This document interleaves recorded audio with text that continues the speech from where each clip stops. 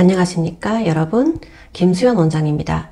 오늘은 제가 종이에 글씨를 써가면서 모공 치료에 대해서 말씀드리고자 합니다. 일단 모공의 원인은 무엇일까요? 크게 세 가지로 나뉘는데요.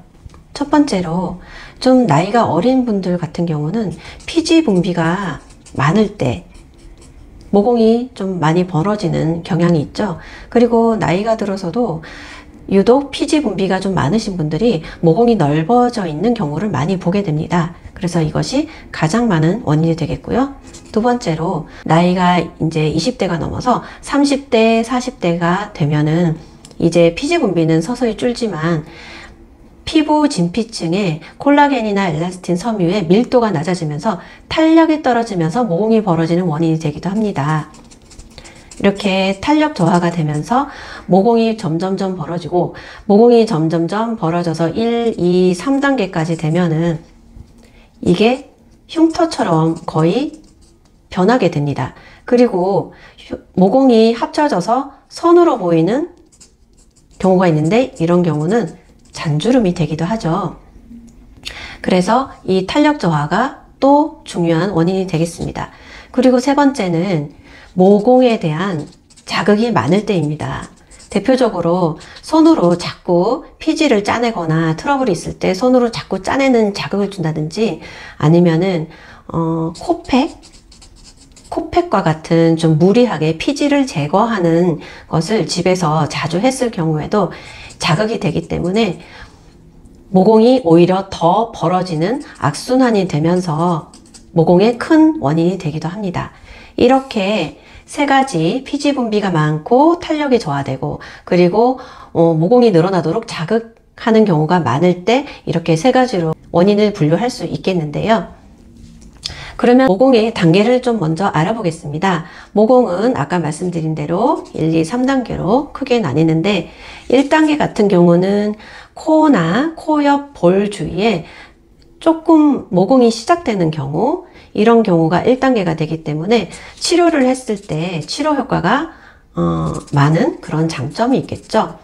그리고 2단계는 좀 더 진행이 돼서 모공의 깊이가 깊어지거나, 아니면 부위가 코, 볼, 미간, 턱 같이 좀 범위가 확장되는 경우가 2단계가 되겠습니다. 이 경우는 아무래도 1단계보다는 치료 효과가 낮아지겠죠. 그리고 3단계는 뭐냐면 모공이 너무 많이 벌어져서 거의 흉터가 된 상태라고 할 수 있겠습니다. 그래서 이런 경우는 같은 모공 레이저를 해도 거의 효과가 떨어지고 흉터에 준한 치료를 해야 좀 더 효과를 보게 되는 그런 단계가 되겠습니다. 그래서 1, 2, 3단계가 다 치료가 조금씩 달라질 수가 있는 것입니다. 자, 그러면 치료는 어떻게 하는지 알려드리겠습니다. 치료는 일단 모공 레이저라는 것이 있습니다. 예전에는 프락셀이라는 레이저를 많이 했는데요. 프락셀은 크게 CO2 프락셀, 어뷸 글라스, 여러 가지 에너지를 사용하는데, 대부분은 피부 겉에서 에너지 빔을 쏘아서 이렇게 표피부터 진피까지 원통형의 미세한 구멍을 뚫는 식으로 에너지가 들어가서 이렇게 찢어지는, 영어로 코아귤레이션이라고 하는데요. 이런 원리로 피부에 인위적으로 데미지를 준 후에 새살이 돋게끔 유도를 해서 치료하던 방식의 레이저가 프락셀이었습니다. 그러나 요즘은 이 프락셀은 딱지도 많이 지고 붉음증도 오래가고 또 피부가 자극을 많이 받기 때문에 잘못 사용하게 되면은 색소 침착이 되거나 이 자극받은 피부가 홍조가 생긴다든지 이런 식으로 후유증이 초래되는 경우가 종종 있어서 요즘은 이 프락셀의 인기는 많이 줄어든 것이 사실입니다. 그러나 프락셀은 겉에서부터 데미지를 주는 거기 때문에 이 흉터 같은 경우에, 또는 흉터와 같은 모공 치료에 또 굉장히 요긴하게 쓰는 레이저라는 거 조금은 잊어버리지 마시고요. 자, 요즘 많이 하는 모공 레이저에 대해서 말씀드릴게요. 요즘 많이 하는 모공 레이저는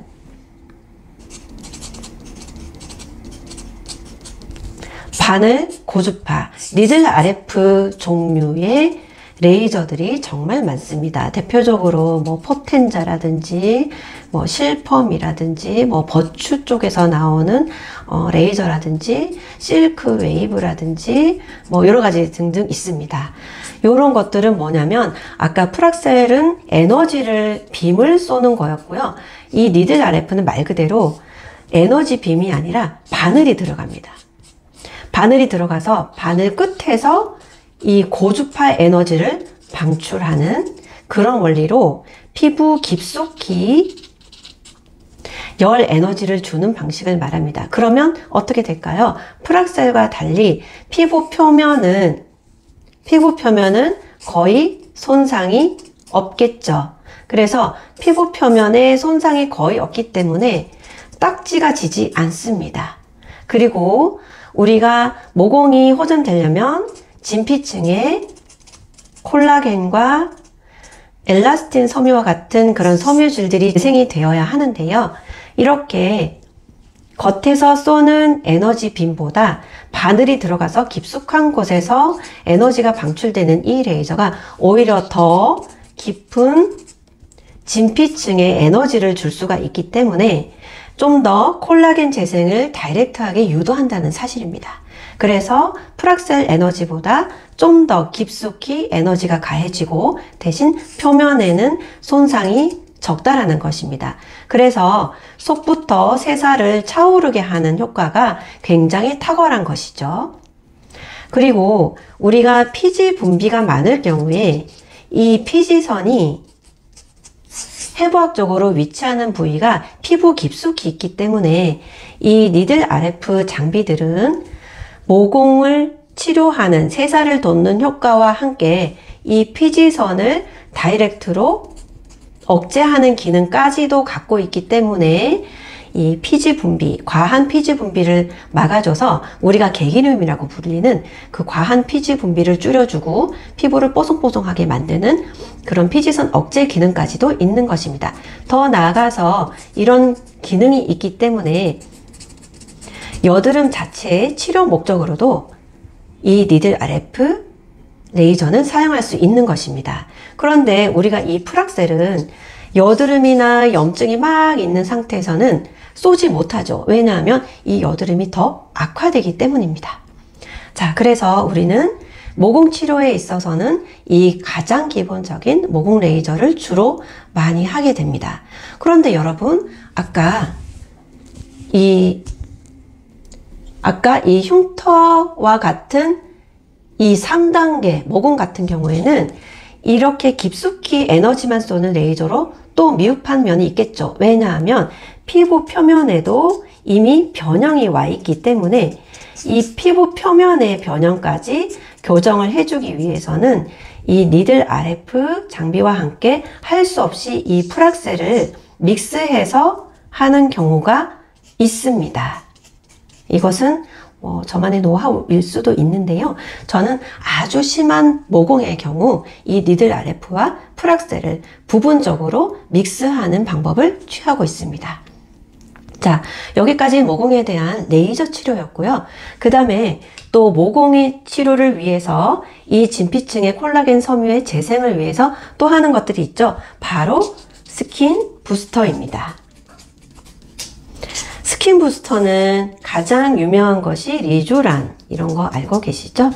그래서 리쥬란 뿐만 아니라 어떤 성장 인자가 들어간다든지 줄기세포 배양액이라든지 이런 것들은 이렇게 레이저를 하면서 보조요법으로 같이 병합시술해서 콜라겐 재생을 좀 더 유도하는 역할을 하게 됩니다. 그래서 모공 레이저를 하는 날 같이 스킨 부스터를 같이 주사하는 그런 패키지 상품이 많은 이유가 바로 여기에 있는 것입니다. 여러분, 그래서 레이저는 피부에 인위적인 손상을 주고 새살을 돋게 유도하는 것이고요. 이 스킨 부스터는 세살을 돋게 직접적으로 유효 성분을 넣어주는 것입니다. 자, 여러분, 약간의 손상을 줘서 유도해주고 좋은 성분을 다이렉트로 넣어주고 하면은 굉장히 시너지 효과가 좋겠죠. 그리고 모공 치료에는 이렇게 레이저와 모공에 좋은 어떤 성장인자나 스킨 부스터 종류뿐만 아니라 여러 가지 스케일링, 박피, 그 다음에 MTS도 보조적으로 할 수 있고요. 여러 가지 기법들이 모공에 좋은 것들이 많습니다. 그래서 이런 것들을 2가지, 3가지 이렇게 섞어서 하면 그만큼 더 시너지 효과가 나는 것이고요.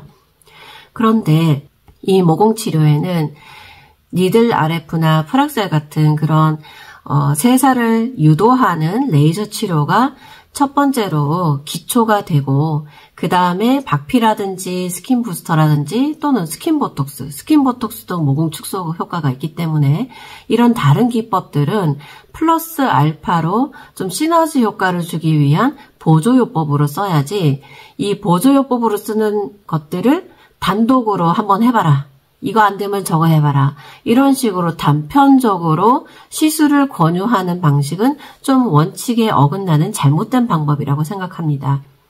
그래서 주베룩 스킨 부스터가 모공에 좋으니까 주베룩 한번 해보세요. 또는 리쥬란이 좋으니까 리쥬란 한번 해보세요. 이런 식으로 한 가지만 권하는 것은 모공 치료의 근본적인 치료와 어긋난다는 사실을 좀 알고 계셨으면 좋겠습니다.